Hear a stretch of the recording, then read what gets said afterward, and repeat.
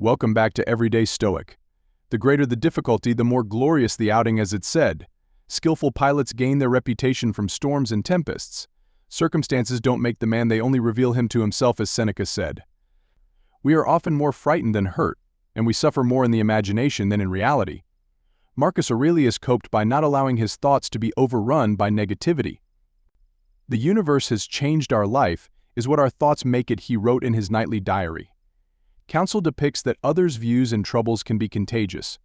Don't sabotage yourself by unwittingly adopting negative, unproductive attitudes through your associations with others. Marcus Aurelius devoted himself to doing good to his fellow creatures and bearing with them. Wherever there is a human being, there is an opportunity for kindness. We are waves of the same sea, leaves of the same tree, flowers of the same garden. Nothing, to my way of thinking, is a better proof of a well-ordered mind than the ability to stop just where one is and spend some time in one's own company. Until we have begun to go without them, we fail to realize how unnecessary many things are.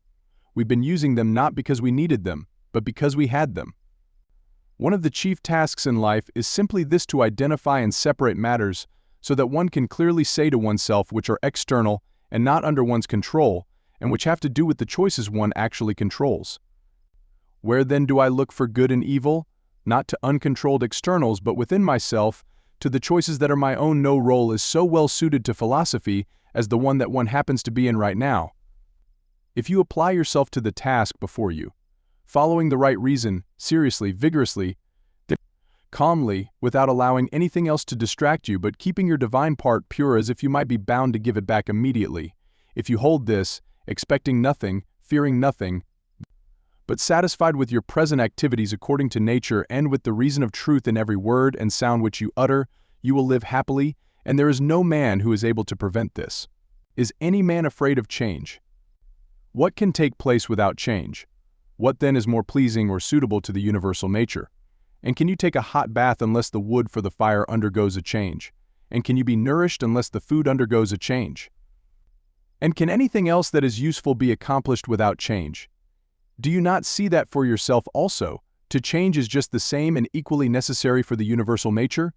When you're alone, you should call this condition tranquility and freedom and think of yourself like the gods.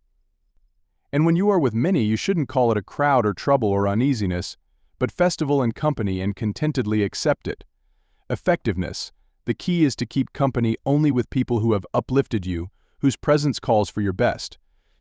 No matter how isolated you are, and how lonely you feel, if you do your work truly and conscientiously, unknown friends will come and seek you. Happiness and freedom begin with a clear understanding of one principle: some things are within our control and some things are not. It is only after you have faced up to this fundamental rule and learned to distinguish between what you can and can't control that inner tranquility and outer effectiveness become possible.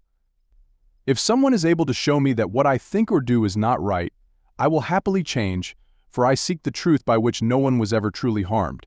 It is the person who continues in his self-deception and ignorance who is harmed. Wild animals run from the dangers they actually see, and once they have escaped, worry no more. We, however, are tormented alike by what is past and what is to come. A number of our blessings do us harm, for memory brings back the agony of fear, while foresight brings it on prematurely. No one confines his own happiness to the present. To be everywhere is to be nowhere. If you really want to escape the things that harass you, what you're needing is not to be in a different place, but to be a different person. Make the best use of what is in your power and take the rest as it happens. It's ruinous for the soul to be anxious about the future and miserable in advance of misery. Engulfed by anxiety, that the things that desires might remain its own until the very end, for such a soul will never be at rest. By longing for things to come, it will lose the ability to enjoy present things. Unless your reflection on the whole sweep of life crush you, don't fill your mind with all the bad things that might still happen. Stay focused on the present situation and ask yourself why it's so unbearable and can't be survived. Frame your thoughts like this: you are an old person, you won't let yourself be enslaved by this any longer. Now, no longer be pulled like a puppet by every impulse, and you'll stop complaining about your present fortune or dreading the future.